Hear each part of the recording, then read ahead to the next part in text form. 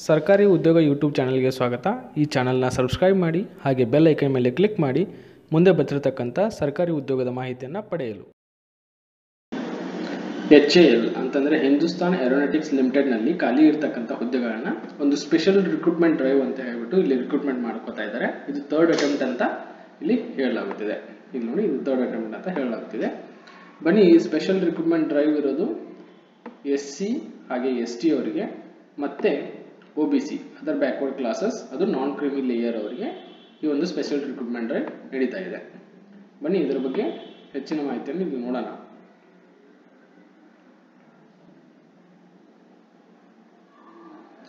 ನೋಡಿ, details of vacancies ಬಂದ್ಬಿಟ್ಟು ಮೊದಲನೇದಾಗಿ ನೋಡ್ತಾ ಇದ್ದೀವಿ ಟೆಕ್ನಿಕಲ್ ಡಿಸಿಪ್ಲಿನ್ಸ್ A ಅಂತ ಹೇಳ್ಬಿಟ್ಟು. ಅದರಲ್ಲಿ ಒಂದನೇದು ಮ್ಯಾನೇಜರ್ ಅಂತ. ಮ್ಯಾನೇಜರ್ ಬಂದ್ಬಿಟ್ಟು ಮ್ಯಾನುಫ್ಯಾಕ್ಚರಿಂಗ್ ಶಾಪ್ಸು. ನೆಕ್ಸ್ಟ್ ಎರಡನೇದು ಮ್ಯಾನೇಜರ್ ಬಂದ್ಬಿಟ್ಟು IIM ಅಥವಾ ಸ್ಟೋರ್ಸ್. ಇದು ಗ್ರೇಡ್ ಬಂದ್ಬಿಟ್ಟು 4ರಲ್ಲಿದೆ. ಹಾಗೆ ನಿಮ್ಮದು ಪೋಸ್ಟಿಂಗ್ ಬರೋದು ಬೆಂಗಳೂರಲ್ಲಿ. ಅಂದರೆ ನೀವು ಸೆಲೆಕ್ಟ್ ಆದಮೇಲೆ ನಿಮಗೆ ಜಾಬ್ ಸಿಗೋದು ಬೆಂಗಳೂರಲ್ಲಿ ಇರತಕ್ಕಂಥ ಆಫೀಸಲ್ಲಿ. ಮತ್ತು ಇದು SC ST ಅವರಿಗೆ ಒಂದಿದೆ, ಹಾಗೆ OBC ನಾನ್ ಕ್ರಿಮಿ ಲೇಯರ್ ಅವರಿಗೆ ಒಂದಿದೆ. ಮತ್ತು ಫೈನಾನ್ಸ್ ಡಿಸಿಪ್ಲಿನಲ್ಲಿ ಫೈನಾನ್ಸ್ ಆಫೀಸರ್ ಅಂತ, ಇದು ಗ್ರೇಡ್ 2 ಜಾಬ್ ಪೋಸ್ಟಿಂಗ್ ಬಂದ್ಬಿಟ್ಟು ಬೆಂಗಳೂರು. SC ST ಅವರಿಗೆ ಒಂದೊಂದು ಇಲ್ಲಿ ಹುದ್ದೆಗಳು ಖಾಲಿ ಇವೆ. ಇನ್ನು ಮೆಡಿಕಲ್ ಡಿಸಿಪ್ಲಿನ್, ಇದರಲ್ಲಿ senior medical officer general medicine, next senior medical officer medicine, senior medical officer ಇದು ಮೆಡಿಸಿನ್ ಇದೆ, ಮತ್ತೆ ಮೆಡಿಕಲ್ ಆಫೀಸರು ಜನರಲ್ ಡ್ಯೂಟಿ ಅಂತ. ಗ್ರೇಡ್ ಬಂದ್ಬಿಟ್ಟು 3 3 3 ಹಾಗೆ 2 ಗ್ರೇಡಲ್ಲಿ ಇದು ಈ ಒಂದು ಪೋಸ್ಟ್ಗಳು ಬರ್ತಾ ಇವೆ. ನಿಮಗೆ ಪ್ಲೇಸ್ ಬಂದ್ಬಿಟ್ಟು ಕೊರಾಪುಟ್, ಬೆಂಗಳೂರು, ಕೋರ್ವಾ ಹಾಗೆ ಕೊರಾಪುಟ್ ಅಂತ ಇದರಲ್ಲಿ ನಿಮಗೆ ಪೋಸ್ಟಿಂಗ್ ಮಾಡಲಾಗುತ್ತೆ. ಹಾಗೆ SC ಅವರಿಗೆ ಒಂದಿದೆ, OBC ನಾನ್ ಕ್ರಿಮಿ ಲೇಯರ್ ಅವರಿಗೆ 2 ಪೋಸ್ಟ್ಗಳಿವೆ ಇಲ್ಲಿ ನೋಡ್ತಾ ಇದ್ದೀರಾ. ಹಾಗೆ 7ನೇದು ಬಂದ್ಬಿಟ್ಟು SC ಅವರಿಗೆ 1 ಪೋಸ್ಟ್ ಇಲ್ಲಿ ಖಾಲಿ ಇಟ್ಟಿದ್ದಾರೆ. ಅಂದರೆ SC ಅವರಿಗೆ 2, OBC ಅವರಿಗೆ 2 ಪೋಸ್ಟ್ಗಳನ್ನ ಇಲ್ಲಿ ಖಾಲಿ ಇಟ್ಟಿದ್ದಾರೆ. ಇನ್ನು ಕ್ವಾಲಿಫಿಕೇಶನ್ ರಿಕ್ವೈರ್ಮೆಂಟ್ ಈ ರೀತಿಯಾಗಿದೆ. All qualifications should be from Indian universities or institute recognized by appropriate statutory authorities in the country. ಇದನ್ನು ಚೆಕ್ ಮಾಡಿ ಅಥಾರಿಟೀಸ್ ಅಪ್ರೂವ್ ಆಗಿದೆಯಾ ಇಲ್ವಾ, ನಿಮ್ಮ ಎಜುಕೇಷನಲ್ ಇನ್ಸ್ಟಿಟ್ಯೂಟ್ ಅಥವಾ ಯೂನಿವರ್ಸಿಟಿ ಅಪ್ರೂವ್ ಆಗಿದೆ, ನೀವು ಇದಕ್ಕೆ ಎಲಿಜಿಬಲ್ ಆಗ್ತೀರಾ. ಮತ್ತು candidates processing the qualifying degrees through full time courses will only be considered. ಅಂತಂದರೆ ಇಲ್ಲಿ ಯಾರು ಫುಲ್ ಟೈಮ್ ಒಂದು ಡಿಗ್ರಿ ಮಾಡಿದರೆ ಅವ್ರಿಗೆ ಮಾತ್ರ ಅವಕಾಶ ಇದೆ. ನೀವೇನಾದರೂ ಪಾರ್ಟ್ ಟೈಮ್ ಅಥವಾ ಡಿಸ್ಟೆನ್ಸ್ ಎಜುಕೇಷನ್ ಅಂತ ಏನು ಕರಿತೇವೆ ಅದನ್ನು ಮಾಡಿದರೆ ಇದಕ್ಕೆ ಅವಕಾಶ ಇಲ್ಲ ಇಲ್ಲಿ. ಹಾಗೆ candidates processing part time or correspondence ಇಲ್ಲಿ ಕೊಟ್ಟಿದ್ದಾರೆ. Correspondence, part time, distance education, evening courses. ನೋಡಿ, ಈವ್ನಿಂಗ್ ಕೋರ್ಸಸ್ಗೂ ಇಲ್ಲಿ ಎಲಿಜಿಬಿಲಿಟಿ ಇಲ್ಲ. ಹಾಗಾಗಿ ನೀವು ಡೇ ಕಾಲೇಜ್ ಅದು ರೆಗ್ಯುಲರ್ ಆಗಿ ಮಾಡಿದರೆ ಮಾತ್ರ ಇಲ್ಲಿ ಎಲಿಜಿಬಲ್ ಆಗ್ತೀರಾ. ಮತ್ತು wherever CGPA or letter grade in a qualifying degree is awarded, equivalent percentage of marks should be indicated in the application form. ಅಂದರೆ ಇವಾಗ CGPA ಅಂತ ಇದೆ ನಿಮಗೆ 8.2, 8.5, 9 ಸಮಥಿಂಗ್ ಅಂತ ಹೇಳ್ಬಿಟ್ಟು ಈಗ CGPA ಗ್ರೇಡ್ ಕೊಡ್ತಾರೆ. ಅದನ್ನು ನೀವು ಪರ್ಸೆಂಟೇಜಿಗೆ ಕನ್ವರ್ಟ್ ಮಾಡಿಬಿಟ್ಟು ಈ ಒಂದು ಅಪ್ಲಿಕೇಶನ್ ಫಾರ್ಮಲ್ಲಿ ನೀವು ಮೆನ್ಷನ್ ಮಾಡಬೇಕಾಗುತ್ತೆ. ಹಾಗೆ ನೀವು ಅಪ್ಲಿಕೇಶನ್ ಫಾರ್ಮನ್ನು ಮೆನ್ಷನ್ ಮಾಡ್ತಿರ್ಬೇಕಾದ್ರೆ ನಿಮ್ಮದು ಡಾಕ್ಯುಮೆಂಟ್ಸ್, ಯೂನಿವರ್ಸಿಟಿ ಸರ್ಟಿಫಿಕೇಟು ಅದೆಲ್ಲ ಅದ್ರ ಜೊತೆಗೆ ಅಟ್ಯಾಚ್ ಮಾಡಿಬಿಟ್ಟು ಕಳಿಸ್ಬೇಕಾಗುತ್ತೆ. ಅದ್ರ ಬಗ್ಗೆ ಮುಂದೆ ನಾವು ನಿಮಗೆ ಮಾಹಿತಿಯನ್ನು ನೀಡ್ತಾ ಇದ್ದೇವೆ. ಬನ್ನಿ, ಇವಾಗ ಪೋಸ್ಟ್ ಇಲ್ಲಿ ನೋಡಿ, ಥರ್ಡ್ ಒನ್ನು ಪೋಸ್ಟ್ ಪ್ರೊಫೆಷನಲ್ ಕ್ವಾಲಿಫಿಕೇಶನ್ ಎಕ್ಸ್ಪೀರಿಯನ್ಸಸ್. ಬನ್ನಿ, ಎಕ್ಸ್ಪೀರಿಯನ್ಸು ಅದೆಲ್ಲ ಕ್ವಾಲಿಫಿಕೇಶನ್ ಏನು ಕೇಳಿದ್ರೆ ಅಂತ ನೋಡೋಣ. Technical discipline manager manufacturing shop, ಇವರಿಗೆ number of years of PPQE 6 ವರ್ಷ. ನೋಡಿ, ಇಲ್ಲಿ experience required to be possessed in the next below grade or in equivalent post completed years, ಅಂದರೆ 3 ವರ್ಷ ಆಗಿರ್ತಕ್ಕದ್ದು. ಇನ್ನು ಮ್ಯಾನೇಜರ್ ಅವರಿಗೆ 6 ವರ್ಷ, ಇಲ್ಲಿ ಎಕ್ಸ್ಪೀರಿಯನ್ಸ್ ಬಂದ್ಬಿಟ್ಟು 3 ವರ್ಷ. ಹಾಗೆ ಫೈನಾನ್ಸ್ ಡಿಸಿಪ್ಲಿನ್ ಅವರಿಗೆ ಫೈನಾನ್ಸ್ ಆಫೀಸರ್ ಅಂತ ಪೋಸ್ಟು. ಇದಕ್ಕೆ number of years of PPQE 3, ಹಾಗೆ experience required to be possessed in the next below 1 ವರ್ಷ, ಅಂದರೆ ನೀವು 1 ವರ್ಷ ಎಕ್ಸ್ಪೀರಿಯನ್ಸನ್ನು ಇಲ್ಲಿ ಹೊಂದಬೇಕಾಗುತ್ತೆ. ಇನ್ನು ಮೆಡಿಕಲ್ ಡಿಸಿಪ್ಲಿನ್ ಅವರಿಗೆ 1 ವರ್ಷ ಎಕ್ಸ್ಪೀರಿಯನ್ಸು ಹೊಂದಿರಬೇಕಾಗುತ್ತೆ. ಇಲ್ಲಿ ನೋಡಿ, applicable to candidates working in central or state government department, public sector enterprises ETC. ಇಲ್ಲಿ ಸ್ಟಾರ್ ಮಾರ್ಕ್ ಅಂತ ಇದೆಯಲ್ಲ, ಈ ಸ್ಟಾರ್ ಮಾರ್ಕ್ ತೋರಿಸ್ತೀನಿ ತಾಳಿ. ಇಲ್ಲಿ ನೋಡಿ ಈ ಒಂದು ಸ್ಟಾರ್ ಮಾರ್ಕ್ ಏನಿದೆ ಅಲ್ಲ ಇದು government or in equivalent post. ಯಾರು this one is applicable to only candidates who are working in central or state government departments. Okay, ಮತ್ತೆ ನಾವು ಇಲ್ಲಿ ಬಂದ್ಬಿಟ್ಟು ಸ್ಕೇಲ್ ಆಫ್ ಪೇ ಅಂದ್ರೆ ನಿಮ್ಗೆ ನೀಡ್ತಿರ್ತಕ್ಕಂಥ ಸ್ಯಾಲ್ರಿ ಮತ್ತೆ ರೆನ್ಯುಮಿನೇಷನ್ ಎಷ್ಟಿದೆ ಅಂತ ನೋಡೋಣ ಬನ್ನಿ. ಒಂದೇದು ಗ್ರೇಡ್ 2 ಅವರಿಗೆ 40,000ದಿಂದ 1,40,000. Percentage of perks and allowance in running basic pay under cafeteria system 35% ಇದೆ ಎಲ್ಲ ಗ್ರೇಡ್ ಅವರು. ಹಾಗೆ ಎರಡನೇದಾಗಿ ಗ್ರೇಡ್ 3 ಅವರಿಗೆ 50,000ದಿಂದ 1,60,000 ಇಲ್ಲಿ ಕೊಡಲಾಗುತ್ತೆ. ಮತ್ತೆ ಗ್ರೇಡ್ 4 ಅವರಿಗೆ 60,000ದಿಂದ 1,80,000 ಇಲ್ಲಿ ಕೊಡಲಾಗುತ್ತೆ. Upper age limit and relaxations ಇಲ್ಲಿ ಕೊಟ್ಟಿದ್ದಾರೆ. ಇಲ್ಲಿ ನೋಡಿ ಗ್ರೇಡ್ 2 ಅವರಿಗೆ SC 40 ವರ್ಷ, ST 40 ವರ್ಷ, OBC ಅವರಿಗೆ 38 ವರ್ಷ. ಇಲ್ಲಿ ಅದು ನಾನ್ ಕ್ರಿಮಿನಲ್ ಲೇಯರ್ ಇದ್ದವರಿಗೆ ಮಾತ್ರ. ಅಂದ್ರೆ ನಿಮ್ಮ ಏಜು ಇಷ್ಟು, ಇದು ಮ್ಯಾಕ್ಸಿಮಮ್ ಏಜ್ ಅಂತ. ಆಸ್ ಆನ್ 2519 ನ ಒಂದು ಡೇಟ್ ತಗೊಂಡ್ಬಿಟ್ಟು ನಿಮ್ಮ ಡೇಟ್ ಆಫ್ ಬರ್ತ್ ತಗೊಂಡ್ಬಿಟ್ಟು ಕ್ಯಾಲ್ಕುಲೇಟ್ ಮಾಡಿ ನೋಡಿ. ಕ್ಯಾಲ್ಕುಲೇಟ್ ಮಾಡಿದಾಗ ನಿಮ್ಮ ಏಜು ಈ ಒಂದು ಕೊಟ್ಟಿರತಕ್ಕಂಥ ಇಲ್ಲಿ ಮೆನ್ಷನ್ ಮಾಡಿರ್ತಕ್ಕಂಥ ಏಜ್ ಅನ್ನ ದಾಟಿರಬಾರ್ದು, ಅವಾಗ ನೀವು ಎಲಿಜಿಬಲ್ ಆಗ್ತಾರೆ. ಮತ್ತೆ ಎರಡರಲ್ಲಿ ಗ್ರೇಡ್ 3ಗೆ ಬೇಕಿರ್ತಕ್ಕಂಥ ಏಜ್ ಲಿಮಿಟು SC ಅವರಿಗೆ 50 ಮ್ಯಾಕ್ಸಿಮಮ್, ST ಅವರಿಗೆ 50, ಹಾಗೆ OBC ನಾನ್ ಕ್ರಿಮಿನಲ್ ಅವರಿಗೆ 48. ಇನ್ನು ಗ್ರೇಡ್ 4 ಅಲ್ಲಿ 50 SC ಅವರಿಗೆ, ST ಅವರಿಗೆ 50 ಮತ್ತೆ OBC ಅವರಿಗೆ 48. ಕೆಲವೊಂದಿಷ್ಟು ಪಾಯಿಂಟ್ಸ್ ಅನ್ನು ಹೇಳಿದರೆ ನೋಡೋಣ ಬನ್ನಿ. Person with benchmark disability upper age limit is relaxable by 10 years. ನೋಡ್ರಿ ಇಲ್ಲಿ ಡಿಸಬಿಲಿಟಿ ಇದ್ದವರಿಗೆ 10 ವರ್ಷ, which will be over and above the relaxation admissible for candidates belong to SC, ST, OBC. Okay, ಮತ್ತೆ upper age limit relaxable by 5 years in respect of candidates who had ordinarily been domicile in the state of Jammu and Kashmir. ಈ ಒಂದು 1980 to 1989 ವರೆಗೂ ಯಾರು Jammu and ಕಾಶ್ಮೀರದಲ್ಲಿ domicile who been ordinarily been domiciled in the state of Jammu and Kashmir ಅಲ್ಲಿರೋರಿಗೆ 5 ವರ್ಷ age relaxable ನೀಡಿದ್ದಾರೆ. ಮತ್ತೆ relaxable in age limit ಬಂದ್ಬಿಟ್ಟು respect of ex servicemen ಹಾಗೆ ಸರ್ವಿಸಿಂಗ್ ಆಫೀಸರ್ಸ್ಗೆ extended as per the rules ಅಂತ ಕೊಟ್ಟಿದ್ದಾರೆ. ಆ ರೂಲ್ಸ್ ಅನ್ನು ನೀವು ನೋಡಬೇಕಾಗುತ್ತೆ, ಈ ಎಕ್ಸ್ ಸರ್ವಿಸ್ ಮೆನ್ ಹಾಗೆ ಸರ್ವಿಸಿಂಗ್ ಆಫೀಸರ್ಸ್ಗೆ ಏನಿದೆ ಅಂತ. ಮತ್ತೆ upper age limit with all relaxation shall not exceed 55 years and 56 years in the case of PWBD candidates, ಅಂದ್ರೆ persons with benchmark disability ಅವರಿಗೆ. ಇದೆಲ್ಲ ಕೂಡಿಸಿದ ಮೇಲೂ ಅಂದ್ರೆ ಈ 10 ವರ್ಷ ಪರ್ಸನ್ ವಿತ್ ಡಿಸಬಿಲಿಟಿ ಅವರಿಗೆ, 5 ವರ್ಷ ಯಾರಿಗೆ ಹೇಳಿ domiciled in the state of Jammu and Kashmir, ಅದಾದ್ಮೇಲೆ ಎಕ್ಸ್ ಸರ್ವಿಸ್ ಮೆನ್ ಹಾಗೆ ಸರ್ವಿಸಿಂಗ್ ಆಫೀಸರ್ಸ್ ಏನಿದ್ದಾರೆ ಅವ್ರಿಗೆ ಏನೋ ಒಂದು ರಿಲ್ಯಾಕ್ಸೇಬಲ್ ಏಜ್ ಕೊಟ್ಟಿದ್ದಾರೆ, ಅದನ್ನ ನೀವು ನಿಮ್ಮ ಏಜ್ಗೆ ಆ್ಯಡ್ ಮಾಡಿದ ಮೇಲೆ ಎಷ್ಟು ಇರ್ಬೇಕಪ್ಪ ಅಂತಂದ್ರೆ 55ಕ್ಕಿಂತ ಕಡಿಮೆ ಇರಬೇಕು, ಮತ್ತೆ 56ಕ್ಕಿಂತ ಕಡಿಮೆ ಇರಬೇಕು. ಯಾರಿಗೆ? PWBD ಅವರಿಗೆ. ಅಂದ್ರೆ ಮಾತ್ರ ನೀವು ಎಲಿಜಿಬಲ್ ಆಗ್ತೀರಾ. ನೋಡಿ, ನೀವು ಕ್ಯಾಂಡಿಡೇಟ್ಸ್ ಹತ್ರ ಒರಿಜಿನಲ್ ಕ್ಯಾಸ್ಟ್ ಸರ್ಟಿಫಿಕೇಟ್ ಇರಬೇಕಾಗುತ್ತೆ ನೀವು ಅಪ್ಲೈ ಮಾಡ್ಬೇಕಂತಂದ್ರೆ. ಇದು ಒರಿಜಿನಲ್ ಕ್ಯಾಸ್ಟ್ ಸರ್ಟಿಫಿಕೇಟ್ ನೀವು ಅಪ್ಲೈ ಮಾಡಿದಾಗ ಮಾತ್ರ ನಿಮಗೆ ಎಲಿಜಿಬಲ್ ಆಗುತ್ತೆ. ಮತ್ತೆ ಡಿಸಬಿಲಿಟಿ ಸರ್ಟಿಫಿಕೇಟ್ ಇಲ್ಲಿ ಕೊಡಬೇಕಾಗುತ್ತೆ. ಅದಾದ್ಮೇಲೆ benefits, those who are getting benefits ಅಂದ್ರೆ OBC NCL category non criminal the followings are required. ಇಲ್ಲಿ ಬೇಕಿರ್ತಕ್ಕಂಥ certificates central list of other backward classes certificate ಬೇಕಾಗುತ್ತೆ. ಹಾಗೆ candidates needs to furnish an OBC NCL certificate as per the format prescribed in the Government of India, not older than 6 months as on 2519. ಅಂದ್ರೆ fresh ಆಗಿ ನೀವು ನಿಮ್ದು OBC NCL certificate ಅನ್ನ ಹೊಂದಿರಬೇಕಾಗಿರುತ್ತೆ. 6 ತಿಂಗಳಿಗಿಂತ ಮೊದಲು ಏನಾದರೂ ಅಂದ್ರೆ 6 ತಿಂಗಳು ಹಳೆಯದು ಅಷ್ಟೊಂದಾಗಿದ್ರೆ ಅದು ಇಲ್ಲಿ ಅಪ್ಲಿಕೇಬಲ್ ಆಗೋದಿಲ್ಲ.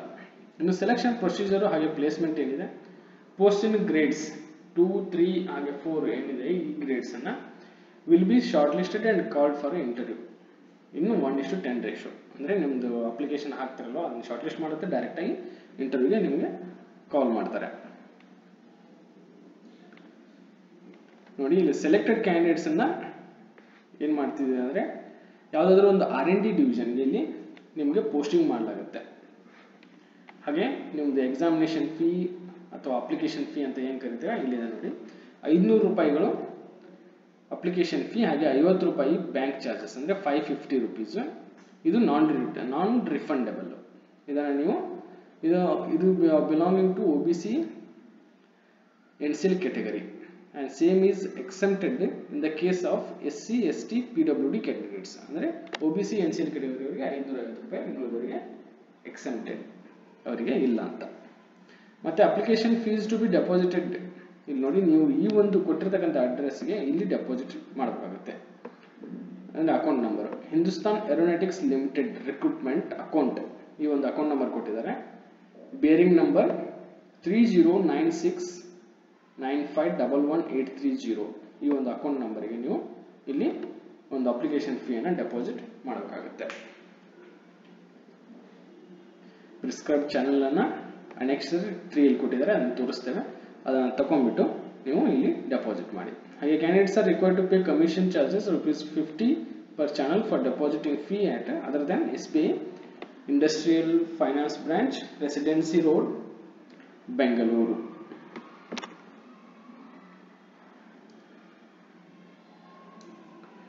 ನೋಡಿ, ನೀವು ಕೊಟ್ಟಿರತಕ್ಕಂಥ ಅಪ್ಲಿಕೇಶನ್ ಫೀಸ್ ಡೀಟೇಲ್ಸ್ ಅನ್ನ ಒಂದು ಅಪ್ಲಿಕೇಶನ್ ಫಾರ್ಮ್ ಅಲ್ಲಿ ಕೊಡಬೇಕಾಗುತ್ತೆ. ಬನ್ನಿ, ಆ ಒಂದು ಅಪ್ಲಿಕೇಶನ್ ಫಾರ್ಮ್ ಯಾವ ರೀತಿಯಾಗಿದೆ, ಏನಿದೆ, ಅದಕ್ಕೆ ಏನು ಬೇಕು ಅನ್ನೋದನ್ನ ನಾವಿಲ್ಲಿ ನೋಡೋಣ. ಹೌ ಟು ಅಪ್ಲೈ, ಇದಕ್ಕೆ ಯಾವ ರೀತಿಯಾಗಿ ಅಪ್ಲೈ ಮಾಡಬೇಕಪ್ಪ ಅಂದರೆ, ನೀವು ಎಲಿಜಿಬಿಲಿಟಿ ಇದ್ರೆ ಒಂದು ಅಪ್ಲಿಕೇಶನ್ ಫಾರ್ಮ್ ಇದೆ, ಅದನ್ನು ಡೌನ್ಲೋಡ್ ಮಾಡ್ಕೊಂಡ್ಬಿಟ್ಟು HIL ವೆಬ್ಸೈಟ್ಗೆ ಹೋಗ್ಬಿಟ್ಟು ಡೌನ್ಲೋಡ್ ಮಾಡ್ಕೊಂಡ್ಬಿಟ್ಟು ಅದನ್ನ ಫಿಲ್ಅಪ್ ಮಾಡಿ ಅಪ್ಲೈ ಮಾಡಬೇಕಾಗುತ್ತೆ. ಅದನ್ನ ಈ ಒಂದು ಪಾಯಿಂಟಲ್ಲಿ ಕೊಟ್ಟಿದ್ದಾರೆ. Along with detailed web advertisement, ಅದರ ಜೊತೆಗೆ ನೀವು ಇಲ್ಲಿ ಅಪ್ಲೈ ಮಾಡಬೇಕಾಗುತ್ತೆ. ಹಾಗೆ candidates meeting the above specification may send their applications strictly in the prescribed application format printed on A4 size paper, neatly and typed or handwritten, along with self-attested recent passport size photograph to be following address. ಅಂದರೆ ನೀವು A4 size ಅಲ್ಲಿ ಒಂದು ಕೊಟ್ಟಿರ್ತಕ್ಕಂಥ application form ಅನ್ನು printout ಅಥವಾ printout ಮಾಡ್ಕೊಂಡ್ಬಿಟ್ಟು ಅದಕ್ಕೆ self attested recent passport size photograph ಅನ್ನು ಅಟ್ಯಾಚ್ ಮಾಡಿಬಿಟ್ಟು ಕೇಳಿರ್ತಕ್ಕಂಥ ಡೀಟೇಲ್ಸ್ ಅನ್ನು ಕೊಟ್ಟು ಇಲ್ಲೇನು ಕೊಟ್ಟಿದಾರಲ್ಲೋ ಅಡ್ರೆಸ್ ಇದಕ್ಕೆ ಕಳಿಸ್ಬೇಕಾಗುತ್ತೆ. Chief manager, recruitment section, HR department, Hindustan aeronautics limited, corporate office, 15/1 Cubbon road, Bengaluru 560001, ಈ ಒಂದು ಅಡ್ರೆಸ್ಗೆ ನೀವು ಕಳಿಸ್ಬೇಕಾಗುತ್ತೆ. ಬನ್ನಿ, ನೀವು ಅಪ್ಲಿಕೇಶನ್ನ last date, the last date for receipt of application is 2nd May 2019. ಇನ್ನು ನಿಮಗೆ ಒಂದು ತಿಂಗಳ ಅವಕಾಶವನ್ನು ಇಲ್ಲಿ ಕೊಟ್ಟಿದ್ದಾರೆ. No application received in person on the address mentioned above. ನೀವೇನಾದರೂ ಈ 2nd ಮೇಗಿಂತ ಮೇಲೆ, ಅಂದರೆ 2nd May ಆದಮೇಲೆ ಅಪ್ಲಿಕೇಶನ್ ಕಳಿಸಿದ್ರೆ ಅದನ್ನು ಅಕ್ಸೆಪ್ಟ್ ಮಾಡೋದಿಲ್ಲ. ನೋಡಿ, ನೀವು ಅಪ್ಲಿಕೇಶನ್ ಕಳಿಸೋದಕ್ಕೂ ಇಲ್ಲಿ ಕೆಲವೊಂದಿಷ್ಟು ರೂಲ್ಸ್ ಇದೆ. Application have to be sent only through ordinary post, speed post or registered post or courier. Application received through other modes fax, email, ETC will not be accepted. ಅಂದರೆ ನೀವು ordinary post, speed post ಅಥವಾ ಯಾವುದಾದ್ರೂ courier service provider, registered courier service provider through ನೀವು ಕಳಿಸ್ಬೇಕಾಗುತ್ತೆ.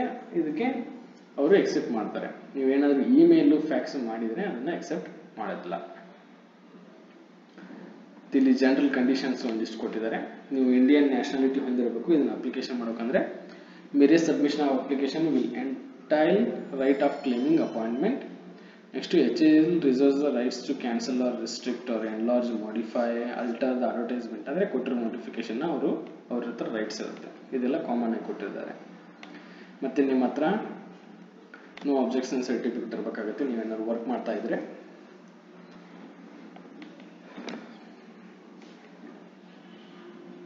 ಇದೆಲ್ಲ ಇಲ್ಲಿ ಕೊಟ್ಟಿರೋದಂತ details ಆಯಿತು. ಬನ್ನಿ, ಇನ್ನು ಅಪ್ಲಿಕೇಶನ್ ಫಾರ್ಮ್ ಅನ್ನ ನಾವಿಲ್ಲಿ ನೋಡೋಣ.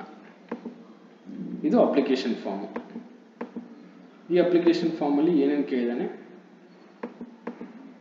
ಇಲ್ಲಿ ನಿಮ್ಮ passport size photograph, colour, passport size colour photograph ಹಾಕಬೇಕು. ಒಂದನೇದರಲ್ಲಿ ನಿಮ್ಮ ಹೆಸರು, ಒಂದನೇದರಲ್ಲಿ ಪೋಸ್ಟ್ ಅಪ್ಲೈಡ್, ಯಾವ ಪೋಸ್ಟ್ಗೆ ಅಪ್ಲೈ ಮಾಡ್ತಿದ್ದೀರಾ. ಎರಡನೇದರಲ್ಲಿ SSLC ಇರ್ತಕ್ಕಂಥ ನಿಮ್ಮ ಹೆಸರು, SSLC ಮಾರ್ಕ್ಸ್ ಕಾರ್ಡಲ್ಲಿ ಇರ್ತಕ್ಕಂಥ ಹೆಸರು. ಈ ಜೆಂಡರ್ ಬಂದ್ಬಿಟ್ಟು ಯಾವುದಂತ ಟಿಕ್ ಮಾಡಿ. Father name, mother name, marital status ಅಂದರೆ ಮ್ಯಾರಿಡಾ ಅನ್ಮ್ಯಾರಿಡಾ ಅಂತ. ನಿಮ್ಮ ನ್ಯಾಷನಾಲಿಟಿ, ಸ್ಟೇಟ್ ಆಫ್ ಡೊಮಿಸಿಲ್, ನಿಮ್ಮ ಡೇಟ್ ಆಫ್ ಬರ್ತ್ ಕೊಡಿ. SSLC ಮಾರ್ಕ್ಸ್ ಕಾರ್ಡಲ್ಲಿ ಯಾವ ರೀತಿಯಾಗಿದೆ ಅಥವಾ ನಿಮ್ಮದು ಬರ್ತ್ ಸರ್ಟಿಫಿಕೇಟಲ್ಲಿ ಯಾವ ರೀತಿ ಇದೆ ಅಂತ. ನಿಮಗೆ ಏಜ್ ಎಷ್ಟಾಗುತ್ತೆ 2/5/2019 ಅನ್ನೋದನ್ನು ಕ್ಯಾಲ್ಕುಲೇಟ್ ಮಾಡಿಬಿಟ್ಟು ಇಲ್ಲೇ ಹಾಕಿ ರಿಲಿಜನ್ ಚೆಕ್ ಮಾಡ್ಕೊಳ್ಳಿ ಯಾವುದಿದೆ ಅಂತ, ಅಂದರೆ ಟಿಕ್ ಮಾಡಿ ಅದರ ಮೇಲೆ. ಕೆಟಗರಿ ಬಂದುಬಿಟ್ಟು SC ನ ST ನ ಅಥವಾ OBC NCLನ ಅದನ್ನು ಇಲ್ಲಿ ಟಿಕ್ ಮಾಡ್ಕೊಳ್ಳಿ. ದ ಕ್ಯಾಸ್ಟ್ ಟ್ರೈಬ್ ಕಮ್ಯುನಿಟಿ ಹೆಸರನ್ನು ಇಲ್ಲಿ ಬರೀರಿ. ಪರ್ಮನೆಂಟ್ ಅಡ್ರೆಸ್ಸು ಹಾಗೆ ನೀವು ಕಮ್ಯುನಿಕೇಷನ್ ಮಾಡೋದಕ್ಕೆ, ಅಂದರೆ ಕಮ್ಯುನಿಕೇಷನ್ ಅಂದರೆ ನಿಮಗೆ ಅವರು ಕಾಲ್ ಲೆಟರ್ ಅಥವಾ ಕನ್ಫರ್ಮೇಷನ್ ಲೆಟರ್ ಯಾವುದೋ ಕಳಿಸ್ಬೋದು, ಅದಕ್ಕೆ ಕಮ್ಯುನಿಕೇಷನ್ ಅಡ್ರೆಸ್ ಯಾವುದಿದೆ ಅಂತ ಕೊಡಿ. ಬೆಟರ್ ಅಂತಂದರೆ ಪರ್ಮನೆಂಟ್ ಅಡ್ರೆಸ್ಸನ್ನೇ ನಿಮ್ಮ ಕಮ್ಯುನಿಕೇಷನ್ ಅಡ್ರೆಸ್ ಕೊಟ್ಟರೆ ಒಳ್ಳೆಯದು, ಯಾಕಂದರೆ ಟೆಂಪ್ರರಿ ಅಡ್ರೆಸ್ ನಾವು ಚೇಂಜ್ ಮಾಡ್ತಾ ಇರ್ತೇವೆ. ಹಾಗೆ ಪ್ರೈಮರಿ ಮೊಬೈಲ್ ನಂಬರ್ ಇದು ಕಂಪಲ್ಸರಿ, ಇದು ಆ್ಯಕ್ಟಿವ್ ಆಗಿರಬೇಕು. ಆಲ್ಟರ್ನೇಟಿವ್ ಮೊಬೈಲ್ ನಂಬರ್ನ ಕೊಡಿ, ಇದಕ್ಕೆ ರೀಚ್ ಅಲ್ಲ ಅಂದರೆ ಬೇರೆ ಇದಕ್ಕೆ ಅವರು ಕಾಲ್ ಮಾಡಿಬಿಟ್ಟು ಕೇಳ್ತಾರೆ. ಈಗ ಇಮೇಲ್ ID ಯಾವ್ದು ಆ್ಯಕ್ಟಿವಲ್ಲಿ ಇರುತ್ತೆ, ನೀವು ಯಾವ್ದು ಫ್ರೀಕ್ವೆಂಟ್ಲಿ ಚೆಕ್ ಮಾಡ್ತಿರ್ತಾರೆ ಅದನ್ನು ಕೊಡಿ. ಹಾಗೆ ಇದು ನಿಯರೆಸ್ಟ್ ರೈಲ್ವೆ ಸ್ಟೇಷನ್ ಯಾವುದಿದೆ ಅದನ್ನು ಕೊಡಿ ಇಲ್ಲಿ ಅಡ್ರೆಸ್ಸು. ಮತ್ತು domicile of Jammu and Kashmir during the period of 1/1/1982 31/12/1987. If yes ಅಂತಂದರೆ ನೀವು ಪ್ರೂಫ್ ಕೊಡಬೇಕಾಗುತ್ತೆ. ಮತ್ತು ಎಕ್ಸ್ ಸರ್ವಿಸ್ ಮ್ಯಾನ್ ಇದ್ದರೆ ಎಸ್ ಅಂತ ಹಾಕಿ ಪ್ರೂಫ್ ಕೊಡಿ. ಹಾಗೆ person with benchmark disability ನೀವು ಇದ್ದರೆ ಎಸ್ ಅಂತ ಹಾಕಿ ಅದಕ್ಕೆ ಪ್ರೂಫ್ ಕೊಡಿ. ಯಾವುದಿದೆ VH OH HH ಅನ್ನೋದನ್ನ ಇಲ್ಲಿ ಕೊಡಬೇಕಾಗುತ್ತೆ. ನೀವು ಅದಕ್ಕೆ ಸರ್ಟಿಫಿಕೇಟ್ ಸಿಗುತ್ತೆ, ಅದನ್ನು ಕೊಡಬೇಕಾಗುತ್ತೆ. ನೀವು ಏನಾದರೂ ಮೊದಲು HL ಅಪ್ಲೈ ಮಾಡಿಬಿಟ್ಟು ಇಂಟರ್ವ್ಯೂಸ್ ಆಗಿದೆಯಾ ಅಂತ ಇಲ್ಲಿ ಕೇಳಿದ್ದಾರೆ, ಆಗಿದ್ರೆ ಎಸ್ ಅಂತ ಕೊಡಿ, ಇಲ್ಲಾಂದರೆ ನೋ ಅಂತ ಕೊಡಿ ಫಸ್ಟ್ ಅಟೆಂಪ್ಟ್ ಆಗಿದ್ರೆ.